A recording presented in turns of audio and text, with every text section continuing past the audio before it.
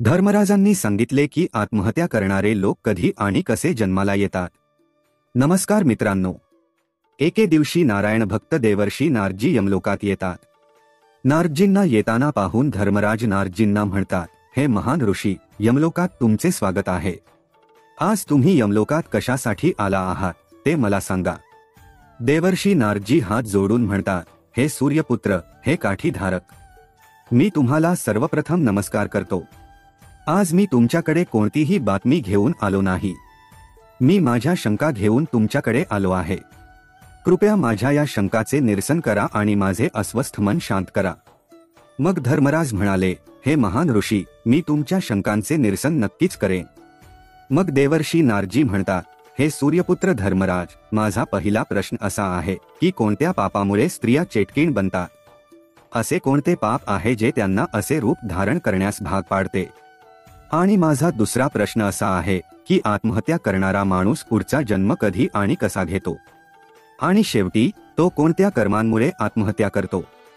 देवर्षी नारदजींचा प्रश्न ऐकून धर्मराज म्हणाले, हे महान ऋषी, आज तुम्ही संपूर्ण मानवजातीच्या हितासाठी एक अतिशय महत्त्वाचा प्रश्न विचारला आहे।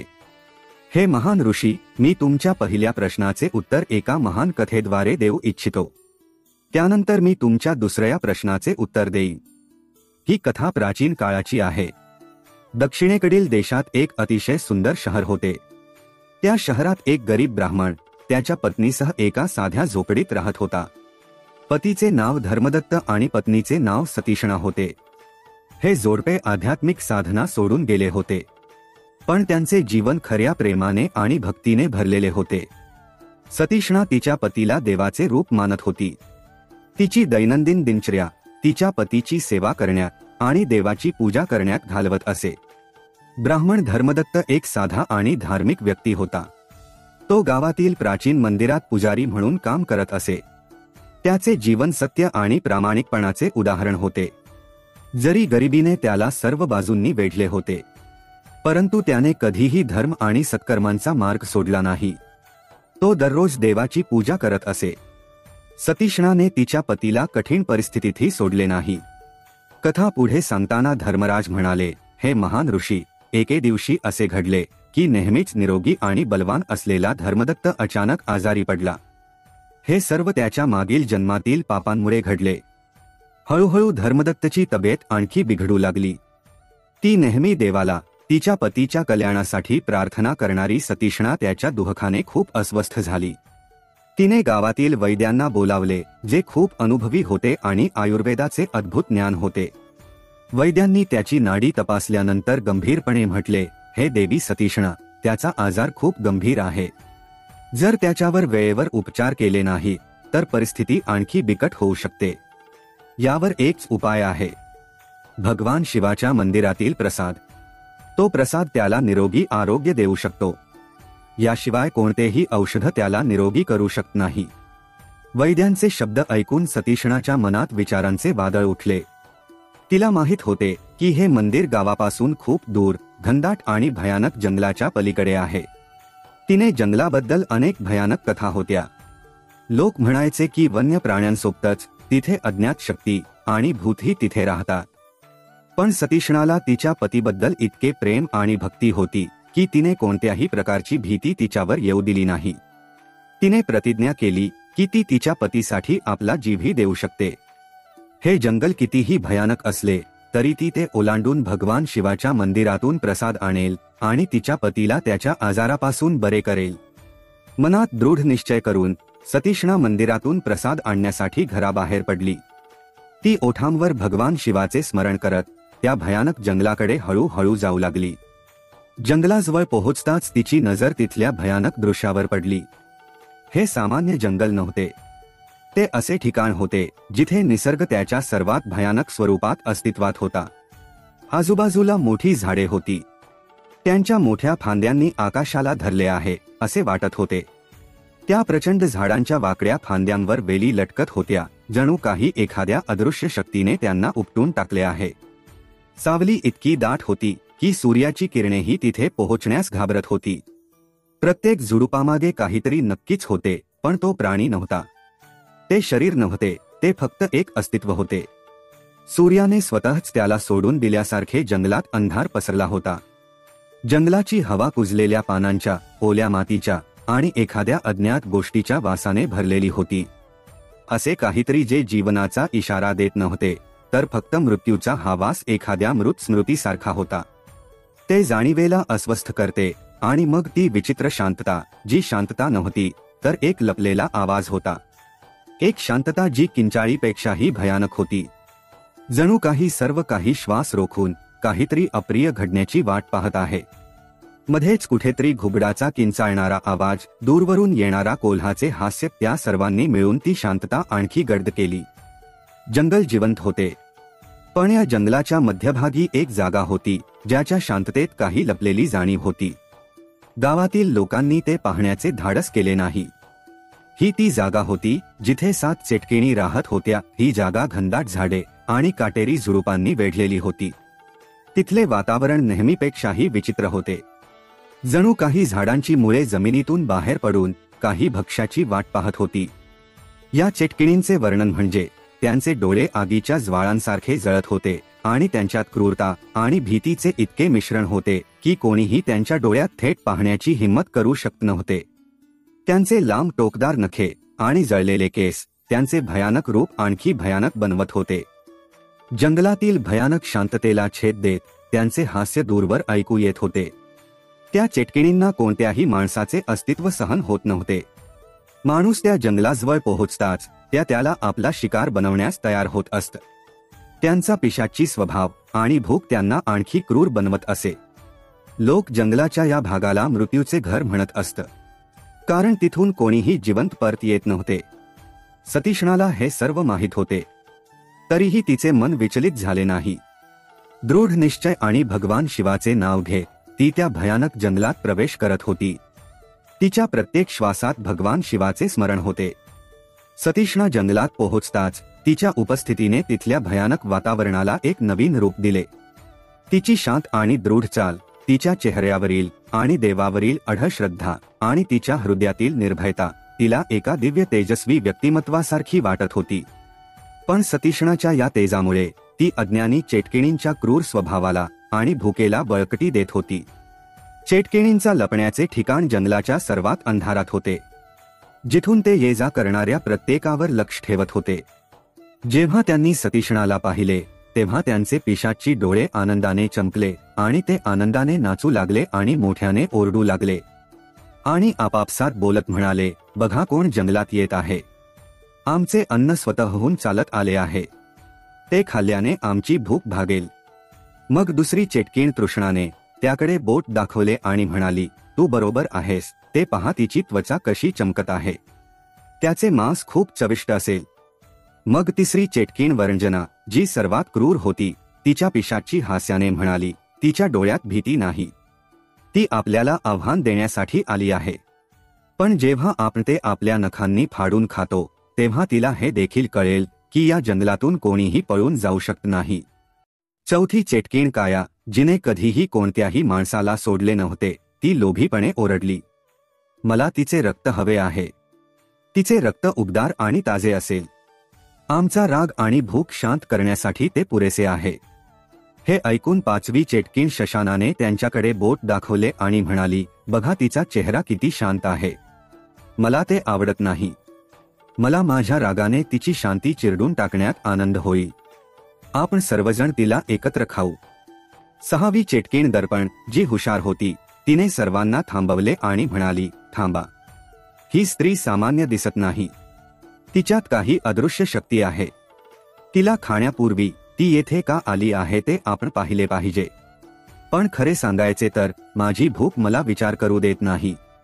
सातवी चेटकीण निशिबाला, जी इतरांपेक्षा सर्वात वयस्कर आणि अनुभवी होती, ती म्हणाली, मला तिच्या आत्म्याचा वास येतो. तो शुद्ध आहे, खूप शुद्ध आहे. आपल्याला असा आत्मा शतकानुष्टके एकदाच मिळतो. जर आपण ते खाल्ले तर आपल्याला अद्वितीय शक्ती मिळू शकते. परंतु हे देखील शक्य आहे की त्याची शक्ती आपल्याला नष्ट करते. आपण प्रथम त्याची चाचणी घेतली पाहिजे. तिचे बोलणे ऐकून क्रूर काया तिच्या पिशाच्य स्मितहास्याने हसली आणि म्हणाली, ही शक्ती आपल्यासमोर कशी टिकू शकणार नाही. या जंगलात फक्त आपलेच राज्य राहील. आता आपण त्याला खाऊन टाकण्यास उशीर करू नये. मित्रांनो, हे म्हणत सर्वजण सतीशणाला खाण्याबद्दल बोलू लागले. पण सतीशणा थांबता आणि घाबरता त्यांच्याकडे जात राहिली. मनात भगवान शिवाचे नाव घेत होती. जंगलातील भयानक वातावरण, चेटकिणींचे भयानक हास्य आणि त्यांच्या क्रूरतेचा सतीशणावर काहीही परिणाम झाला नाही. ती त्यांच्या जवळ येत असताना तिच्या उपस्थितीने जंगलात एक विचित्र पवित्रता पसरू लागली. असे वाटत होते की तिच्या पावलांनी भगवान शिवाचे आशीर्वाद त्या भयानक जागेला शुद्ध करत आहे. सतीशणा जवळ येत असताना त्यांच्या चेहऱ्याकडे पाहताच त्या शांत झाल्या. तिच्या शांत चेहऱ्यावरील भाव आणि डोळ्यातील दैवी तेजांनी त्यांना अस्वस्थ केले. त्यांचे अग्निमय डोळे, जे आतापर्यंत त्याला शिकार म्हणून पाहत होते, अचानक विझले. पहिली चेटकिणी मिथक्या दबलेल्या आवाजात म्हणाली, ही कोण आहे? तिच्या डोळ्यात आगीचा धग होता. अजिबात भीती नाही. ती सामान्य स्त्री वाटत नाही. हे ऐकून दुसरी चेटकीण तृष्णा, जी आतापर्यंत सर्वात क्रूरपणे बोलत होती, अचानक काळजीत पडली आणि म्हणाली, मी तिच्याकडे जाऊ शकत नाही. ही कसली दैवी शक्ती आहे जी आपली पावले बांधत आहे? तिसरी चेटकीण वारजना हळूवारपणे म्हणाली, तिची तेजस्विता आपली भूक दाबत आहे. हे कसे शक्य आहे? आपण अशी स्त्री यापूर्वी कधीही पाहिली नाही. चौथी चेटकीण क्रूर काया, जी नेहमीच तिच्या शक्तीचा अभिमान बाळगत होती, ती देखील भीतीने म्हणाली, मला असे वाटते की माझ्या आत काहीतरी बदलत आहे. ही स्त्री आपल्याकडे कशी आली? तिची शक्ती आपल्याला कमकुवत करत आहे. पाचवी चेटकीण शशनाने डोके टेकवले आणि म्हणाली, मला असे वाटते की माझे पाप माझ्यासमोर येत आहे. ही स्त्री आपला नाश करू शकते. ती सामान्य स्त्री नाही. ती मला काही दैवी शक्ती वाटते. मग सहावी चेटकीण दर्पण, जी सर्वात हुशार होती, तिच्याशी सहमत झाली आणि घाबरून म्हणाली, ही स्त्री निर्भय आहे. हा फक्त भक्ती आणि तपश्चर्येचा परिणाम आहे, जो आपल्या वाईट शक्तीवर परिणाम करत आहे. ही स्त्री आपल्याला सावध करण्यासाठी आली आहे. आपण तिला स्पर्श करण्याचा प्रयत्नही करू नये, नाहीतर आपण भस्म होऊ. सातवी चेटकीण निशिबाला, जी सर्वात वयस्कर आणि बुद्धिमान होती, तिने सतीशणाकडे पाहिले आणि म्हणाली, आपण आपल्या आयुष्यात अनेक लोकांना भस्म केले आहे, पण असा आत्मा कधीही पाहिला नाही. त्याची तेजस्विता, त्याची भक्ती आणि त्याची निर्भयता आपले क्रूर हृदय बदलत आहे. कदाचित ती आपल्याला समजून घेण्यासाठी आली असेल, आपला नाश करण्यासाठी नाही. अशा प्रकारे सर्व चेटकिणींना समजले होते.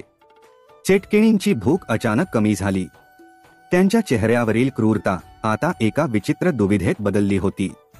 सतीशणा, जी अजूनही भगवान शिवाचे नाव घेत होती, जेव्हा तिने समोर उभ्या असलेल्या चेटकिणींकडे पाहिले, तेव्हा तिच्या मनात कोणत्याही प्रकारची भीती जाणवली नाही. तिच्या चेहऱ्यावर कोणताही भय किंवा दहशत नव्हती. उलट असीम करुणेची भावना होती. तिच्या अशा रूपाने चेटकिणींच्या हृदयाला स्पर्श केला. एका चेटकिणी मिथक्याने धाडस केले आणि तिला विचारले, बाई, तू कोण आहेस आणि तू इतक्या निर्भयपणे आमच्याकडे का आली आहेस? सतीशणा शांतपणे म्हणाली, मी एक समर्पित पत्नी आहे. मी माझ्या पतीचे रक्षण करण्यासाठी भगवान शिवाच्या प्रसादाच्या शोधात येथे आली आहे. मला माहित आहे की तू कोण आहेस, पण मला तुला पाहून भीती वाटत नाही. मी फक्त माझ्या धर्मावर आणि भक्तीवर विश्वास ठेवते. हे ऐकून आतापर्यंत फक्त क्रूरता आणि भूकेने भरलेले त्यांचे हृदय अचानक या महिलेच्या भक्तीने आणि तीव्रतेने वितळू लागले. पहिल्यांदाच त्यांनी भीती आणि द्वेषाऐवजी करुणेने एका जीवाकडे पाहिले. सतीशणाने चेटकिणींकडे खोल करुणेने पाहिले आणि निर्भयपणे विचारले, हे महिलांनो, मला माहित आहे की तुम्ही सामान्य आत्मे नाही आहात. तुमच्या भयानक रूपामागे काहीतरी कारण असेल. कृपया मला सांगा की तुम्ही कोण आहात आणि तुम्ही या शापित रूपात का आहात? हे ऐकून चेटकिणींपैकी सर्वात क्रूर दिसणारी मिताकाया पुढे आली आणि तिच्या जळत्या डोळ्यांनी सतीशणाकडे पाहिले. ती म्हणाली, हे बाई, मी माझ्या मागील जन्मात एका सामान्य शेतकऱ्याची पत्नी होते. माझ्या पतीने माझ्यावर प्रेम केले, पण मी त्याचा विश्वासघात केला. माझे दुसऱ्या पुरुषाशी संबंध होते आणि माझे हे पाप इतके मोठे होते की माझ्या मृत्यूनंतर धर्मराजांनी मला चेटकिणीच्या रूपात ठेवले. आता मी या जंगलात भुकेल्या आणि अस्वस्थ आत्म्याप्रमाणे भटकत राहते, पण मला कधीच समाधान मिळत नाही. माझे हृदय प्रत्येक क्षणी जळत राहते. यानंतर सर्वात क्रूरता दाखवणारी दुसरी चेटकिणी तृष्णा पुढे आली. तिच्या डोळ्यात खोल वेदना होत्या. ती जड स्वरात म्हणाली, हे बाई, मी माझ्या मागील जन्मात एका ब्राह्मणाची पत्नी होते.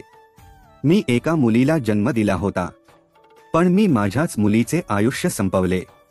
एके दिवशी माझी नवजात मुलगी रडत होती. तिच्या रडण्याने मी अस्वस्थ झाले आणि तिला विहिरीत फेकून दिले. ती ओरडत राहिली, पण मी तिच्या ओरडण्याकडे दुर्लक्ष केले.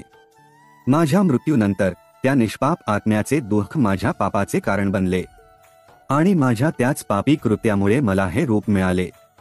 नंतर तिसरी चेटकीण वरंजना, जिचे रूप सर्वात भयानक होते, ती दुःखी स्वरात म्हणाली, हे बाई, मी माझ्या मागच्या जन्मात मी एक व्यभिचारी स्त्री होते. माझी शारीरिक भूक भागवण्यासाठी मी अनेक पुरुषांशी संबंध ठेवले. मी आयुष्यभर माझ्या पतीच्या आज्ञांचे उल्लंघन केले. माझे आयुष्य अनैतिकता आणि लोभाने भरलेले होते. मी धर्म आणि प्रतिष्ठेच्या प्रत्येक मर्यादा तोडल्या. माझ्या पापांचा अंत नव्हता. माझ्या मृत्यूनंतर माझ्या कर्मांनी मला या जंगलात एका शापित आत्म्याप्रमाणे कैद केले. आता मी येथे भटकत आहे. यानंतर चौथी चेटकीण क्रूरकाया, जी आतापर्यंत शांतपणे उभी होती, ती पुढे आली. तिच्या चेहऱ्यावर पश्चात्ताप आणि अपराधीपणा दिसत होता. ती हळू आवाजात म्हणाली, हे बाई, मी माझ्या मागच्या जन्मात धर्माचा अपमान केला होता. मी मासिक पाळीच्या वेळी देवाची पूजा केली आणि त्याच काळात माझ्या पतीशी संबंध ठेवले. मला माहित होते की हे धर्म आणि प्रतिष्ठेच्या विरुद्ध आहे, तरीही मी असे दुष्कर्म केले. माझ्या या पापामुळे मला हे भयानक रूप मिळाले. मग पाचवी चेटकीण, जिचे नाव शमशाना होते, ती म्हणाली, हे बाई, मी माझ्या मागच्या जन्मात एक स्वार्थी आणि रागीट स्त्री होती. मी माझ्या पतीला मारले. तो माझ्यावर प्रेम करत होता, पण द्वेष आणि लोभामुळे मी त्याला मारले. मी माझ्या पतीला विष देऊन त्याची संपत्ती हस्तगत केली, पण माझ्या आत्म्याला कधीही शांती मिळू शकली नाही. माझ्या मृत्यूनंतर मला या स्वरूपात शाप मिळाला. आता मी त्या भयंकर कृत्याची आठवण करून दररोज दुःख सहन करते. त्यानंतर सहावी चेटकीण दर्पणाने तिच्या मागील जन्माची कहाणी सांगितली आणि म्हणाली, हे बाई, माझ्या आयुष्यात मी नेहमीच देवाचा आणि दारावर येणाऱ्या पाहुण्यांचा, ऋषींचा आणि संतांचा अपमान केला आहे. रागाच्या भरात मी अंगणातील तुळशीचे रोप उपटून फेकून दिले, जे माझ्या आईने प्रेमाने लावले होते. मला समजले नाही की ती तुळशी भगवान विष्णूच्या कृपेचे प्रतीक आहे. या पापामुळे मला हा शाप मिळाला आणि आता मी येथे भटकत आहे. तिच्या कृत्याचा पश्चाताप करून शेवटी सर्वात जुनी आणि बुद्धिमान चेटकीण निशिबाला सहज पुढे आली. ती म्हणाली, हे बाई, मी माझ्या मागच्या जन्मात गर्भवती होते. माझे आयुष्य कष्टांनी भरलेले होते. माझ्या पतीने मला सोडून दिले आणि समाजाने मला अपमानित केले.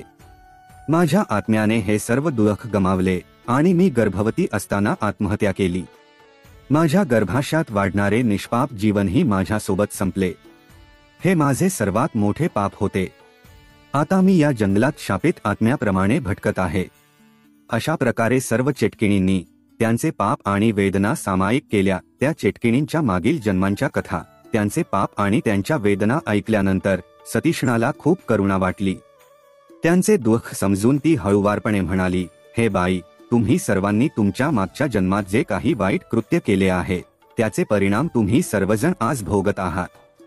पण शक्य असल्यास मी तुम्हाला मदत करू इच्छिते. या शापापासून मुक्त होण्याचा काही मार्ग आहे का? सर्व चेटकिणींपैकी सर्वात जुनी आणि बुद्धिमान निशिबाला दुःखी स्वरात म्हणाली, हे सतीशणा, जर कोणी आम्हाला मदत करू शकत असेल तर या जंगलात स्थित एक दिव्य वृक्ष आहे. त्याचे नाव देवतरू आहे. ते एका विशेष ठिकाणी आहे, जिथे फक्त खऱ्या मनाने आणि अढळ दृढनिश्चयानेच पोहोचता येते. हा वृक्षराज कोणत्याही शापित जीवाला मोक्षाचा मार्ग दाखवू शकतो, पण तिथे पोहोचणे सोपे नाही. हे जंगल अनेक अज्ञात शक्ती आणि अडथळ्यांनी भरलेले आहे.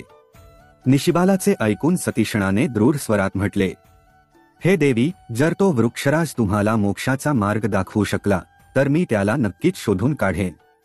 या जंगलात कितीही अडथळे आले तरी मी देवाचे नाव घेत पुढे जाईन. असे म्हणत सतीशणा त्या चेटकिणींच्या मुक्तीसाठी त्या वृक्षराजाला शोधण्यासाठी जंगलात पुढे जाते. वृक्षराज देवतरू या भयानक जंगलाच्या सर्वात खोल भागात वसलेले होते. मित्रांनो, कथा पुढे सांगताना धर्मराज म्हणतात, देवर्षी नारदजी हे एक सामान्य झाड नव्हते. ते स्वतः एक दिव्य झाड होते.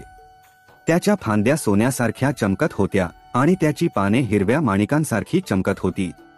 असे म्हटले जात होते की जो कोणी भक्त त्याच्या सावलीत खऱ्या मनाने प्रार्थना करत असे, त्याची प्रत्येक इच्छा पूर्ण होत असे. वृक्षराज देवतरूपर्यंत पोहोचण्याचा मार्ग अत्यंत कठीण आणि दुर्गम होता. पण सतीशणा तिच्या दृढनिश्चयाच्या आणि देवावरील भक्तीच्या मदतीने या दिव्य वृक्षराजाला शोधण्यासाठी पुढे गेली. काही वेळाने सतीशणाने जंगलाच्या एका खोल भागात प्रवेश केला. ती अशा ठिकाणी पोहोचली जिथे वातावरण इतर ठिकाणांपेक्षा पूर्णपणे वेगळे होते.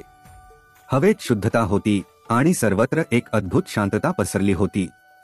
त्या जागेच्या मध्यभागी एक विशाल आणि भव्य झाड उभे होते, जे स्वतःमध्येच प्रचंड दिसत होते.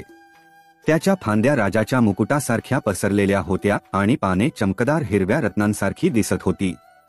सतीशणाने पाहिले की त्या झाडाचा चेहरा माणसासारखा आहे. तिला समजले की तो तोच वृक्षराज आहे, ज्याबद्दल त्या चेटकिणींनी सांगितले होते.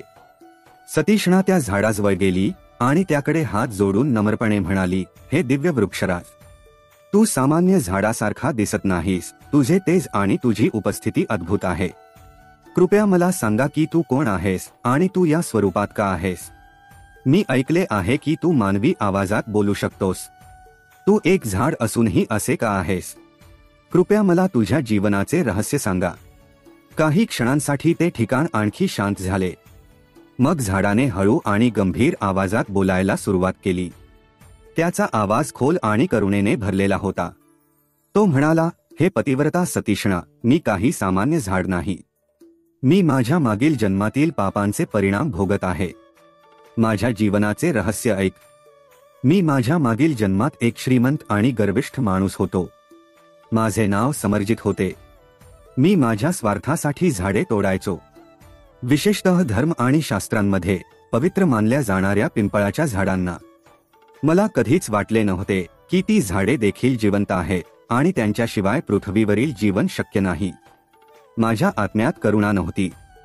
मी माझ्या स्वतःच्या फायद्यासाठी शेकडो पिंपळाच्या झाडांचा नाश केला आणि माझ्या मृत्यूनंतर मला हे रूप देऊन या पापाची शिक्षा मिळाली. आता मी स्वतः या जंगलात झाडाच्या रूपात उभा आहे आणि प्रत्येक क्षणी माझ्या चुकीचा पश्चाताप करतो. पण माझ्या रूपाने मला एक नवीन दृष्टी दिली आहे. आता मला समजले आहे की निसर्ग आणि धर्माचा अपमान करणे किती मोठे पाप आहे. या रूपात राहून मला एक वरदान मिळाले आहे. जे लोक मला खऱ्या मनाने प्रार्थना करतात त्यांना मी मदत करू शकतो. वृक्षराजाची गोष्ट ऐकून सतीशणाला खूप आश्चर्य वाटले. तिने विचारले, हे वृक्षराज, जर तुम्ही मला मदत करू शकत असाल तर कृपया मला सांगा की त्या चेटकिणींना मुक्त करण्याचा उपाय काय आहे. मला त्यांचे दुःख संपवायचे आहे. वृक्षराज म्हणाले, हे सतीशणा, तुमचे हृदय करुणा आणि धर्माने भरलेले आहे. चेटकिणींना मुक्त करण्याचा एकमेव मार्ग म्हणजे भगवान शिवाच्या मंदिरातून बिल्वपत्र मिश्रित प्रसाद आणणे. तुम्ही भगवान शिवाच्या चरणी प्रार्थना करा आणि त्यांचा पवित्र प्रसाद घ्या आणि तो या चेटकिणींना खाऊ घाला. तलावाचे पवित्र पाणी आणि भगवान शिवाचा प्रसाद हे त्यांची पापे नष्ट करेल आणि त्यांना मोक्ष देईल. सतीशणा म्हणाली, हे वृक्षराज, तुमच्या मार्गदर्शनाबद्दल मी तुमची आभारी आहे. मी भगवान शिवाच्या मंदिरातून बिल्वपत्र मिश्रित प्रसाद नक्कीच आणेन आणि या चेटकिणींना या शापापासून मुक्त करण्याचा प्रयत्न करेन. वृक्षराज आशीर्वादाने भरलेल्या स्वरात म्हणाले, ज्या सतीशणा, तुमच्या भक्तीने आणि दृढनिश्चयाने तुमचे काम नक्कीच यशस्वी होईल. देव तुम्हाला आशीर्वाद देवो. सतीशणाने हात जोडून वृक्षराजाला नमस्कार केला आणि भगवान शिवाचे नाव घेत त्या दिव्य मार्गावर पुढे जाऊ लागली, जिथे तिची भक्ती आणि धैर्य तिला मंदिराकडे घेऊन जात होते. वृक्षराजाकडून मार्गदर्शन मिळाल्यानंतर सतीशणा भगवान शिवाच्या मंदिराकडे निघाली. जंगलाच्या मध्यभागी असलेले ते मंदिर जणू देवाच्या कृपेचे दिव्य केंद्र होते.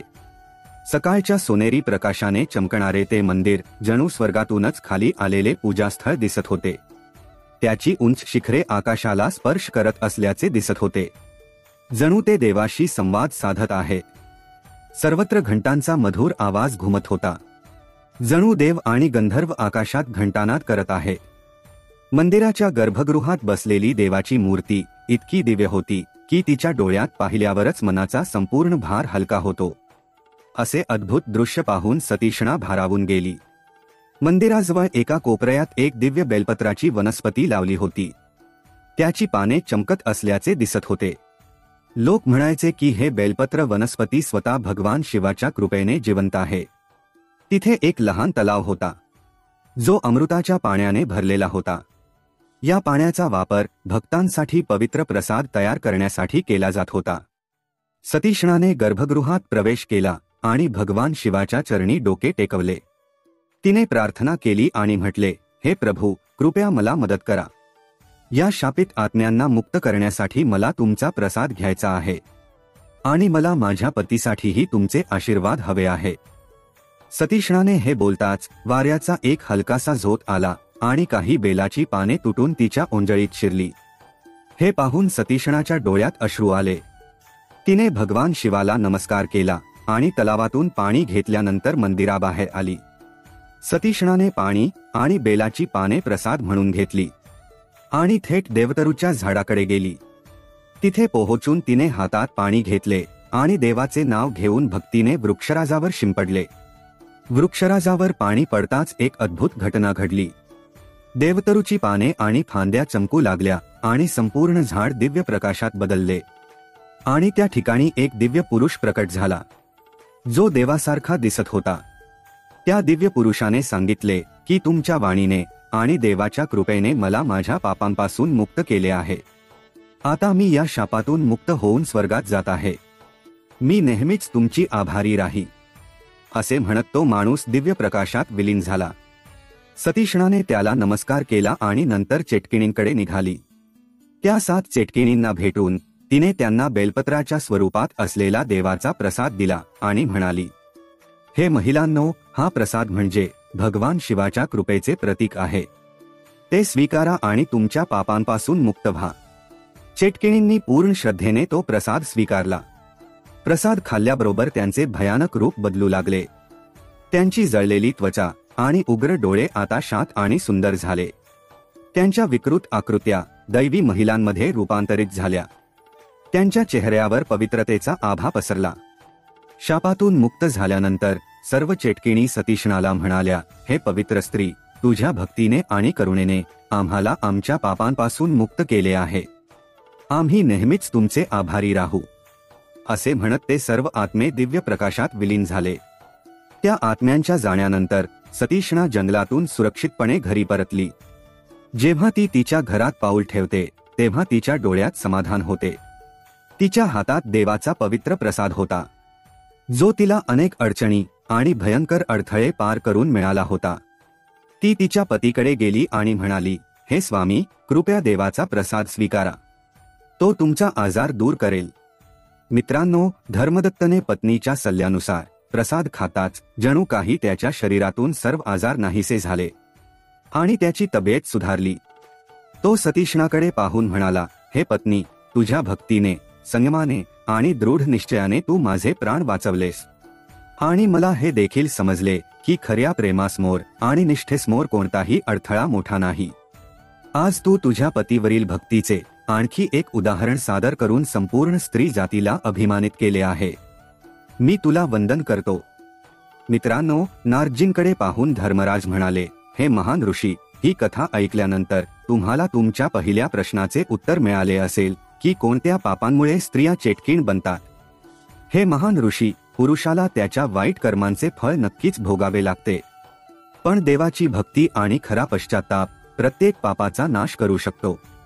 हे महान ऋषी, आता मी तुझ्या दुसऱ्या प्रश्नाचे उत्तर देतो की आत्महत्या करणारा व्यक्ती पुढचा जन्म कधी घेतो आणि कसा असतो. शेवटी तो कोणत्या कर्मांमुळे आत्महत्या करतो. तर ऐका ऋषीमुनी, आज मी तुला या गहन सत्याची जाणीव करून देणार आहे. जेव्हा एखादा माणूस आत्मज्ञानापासून दूर जातो आणि त्याला असे वाटते की जीवन हे फक्त दुःखांचा संग्रह आहे, तेव्हा त्याचे मन कमकुवत होते. त्याला वाटते की त्याला मृत्यूपासून मुक्तता मिळेल, पण त्याचे हे विचार त्याच्यासाठी सर्वात मोठे भ्रम आहे. जो आत्मा स्वतःच्या हातांनी जीवनाचा त्याग करतो तो केवळ शरीर सोडत नाही तर धर्माच्या विरोधातही उभा राहतो. हे मुनिवर, जेव्हा आत्मा आत्महत्या करतो तेव्हा त्याला मृत किंवा जिवंत म्हटले जात नाही. तो अंधारात राहून भूत जगात प्रवेश करतो. त्याला शरीर किंवा शांती मिळत नाही. अशा आत्म्याला मृत्यूनंतर एक विशेष प्रकारचा छळ सहन करावा लागतो. तो पृथ्वी आणि यमलोक यांच्यामध्ये भूत जगात फिरत राहतो. हे देवर्षी, गरुड पुराणातील प्रेतकल्पात आत्म्याबद्दल असे म्हटले आहे की जरी माणूस जिवंत नसला तरी तो कोणत्याही भीतीशिवाय मरेल. तर तो आत्मा भूक, तहान, इच्छा आणि दुःखाने वेढलेला असतो. परंतु शरीर नसल्यामुळे तो काहीही अनुभवू शकत नाही. नैसर्गिक मृत्यूचे वय संपेपर्यंत त्याला ही स्थिती सहन करावी लागते. त्याच्या इच्छा जळत राहतात. त्याला समाधान मिळत नाही. हे त्याच्या अपूर्ण प्रवासाचे परिणाम आहे. प्रेत योनीचा छळ अग्नीसारखा आहे. ही आग आत्म्याला जाळत नाही, ती फक्त त्याला त्रास देते. असा आत्मा दिसत नाही किंवा नष्ट होत नाही. तो फक्त भटकत राहतो. आत्महत्या केलेल्या व्यक्तीचा आत्मा त्याचे निर्धारित आयुष्य संपेपर्यंत नवीन जन्म घेऊ शकत नाही. जर तो 80 वर्षे जगण्यासाठी जन्माला आला असेल आणि त्याने 30 वर्षात शरीर सोडले असेल तर तो उर्वरित 50 वर्षे अपूर्ण आत्मा म्हणून भटकत राहील. त्यानंतर तो जन्माला येतो, पण ते नैसर्गिकरित्या घडणार नाही. कधी कधी मानसिक रुग्ण म्हणून, कधी तो अपंग असतो, तर कधी वेदनादायक पशुजन्मात. हे महान ऋषी, आत्महत्या केलेल्या आत्म्याचे नवीन जीवन कधीच सोपे नसते, कारण त्याने आपली मागील कर्मे मध्येच सोडून दिली होती. जर कर्मे अपूर्ण असतील तर त्याचे परिणाम देखील विकृत होतात. धर्मराजांचे शब्द ऐकून नारदजी म्हणाले, हे धर्मराज, तो आत्मा मुक्त होऊ शकतो का? या प्रश्नाचे उत्तर देताना धर्मराज म्हणाले, हे ऋषी, जर त्या आत्म्याच्या कुटुंबातील सदस्यांना याची जाणीव झाली आणि त्यांनी धर्ममार्गाची मदत घेतली तर तो मुक्त होऊ शकतो. यासाठी कुटुंबातील सदस्यांनी श्राद्ध, पिंडदान, गंगाजल, पवित्र स्नान आणि भक्तीचा अग्नी करून त्या आत्म्याला हळूहळू मुक्त करावे. मग तो आत्मा धर्मराजाच्या दूतांद्वारे पुन्हा गती मिळवतो आणि नवीन जीवनाकडे वाटचाल करतो. हे एक खोल आणि सूक्ष्म सत्य आहे जे केवळ श्रद्धा आणि कर्मांनीच समजू शकते. म्हणून हे महान ऋषी, मानवाने त्याला मिळालेल्या शरीराचा आदर केला पाहिजे. हे शरीर आत्महत्येसाठी बनलेले नाही. ही मुक्तीची शिडी आहे. ज्या आत्म्याला दुःखातही धीर आणि श्रद्धा असते, फक्त तोच आत्मा मोक्षाकडे जातो आणि मृत्यूनंतर पतन पावत नाही. जो आत्मा आत्महत्या करतो तो स्वतः मोक्ष नावाची शिडी तोडतो आणि वर्षानुवर्षे नश्वर जगात भटकतो. हे महान ऋषी, हे जीवन एक मौल्यवान संधी आहे. जो आत्मा त्याला क्षुल्लक समजून सोडून देतो तो आपले भविष्य केवळ अंधारात टाकतो. माणसाने परिस्थिती काहीही असो, संयम, भक्ती आणि ज्ञानाने त्यावर मात करावी. ज्याप्रमाणे रात्रीनंतर पहाट येते त्याचप्रमाणे जीवनाच्या प्रत्येक अंधारानंतर प्रकाश निश्चितच येतो, असे म्हणत धर्मराज आपले विधान संपवतात. तर मित्रांनो, अशा प्रकारे आजची दिव्य आणि ज्ञानाने भरलेली कथा संपली आहे. आशा आहे की तुम्हाला ही कथा आवडली असेल. तर लाईक आणि सबस्क्राईब चॅनेल नक्की करा. श्री स्वामी समर्थ.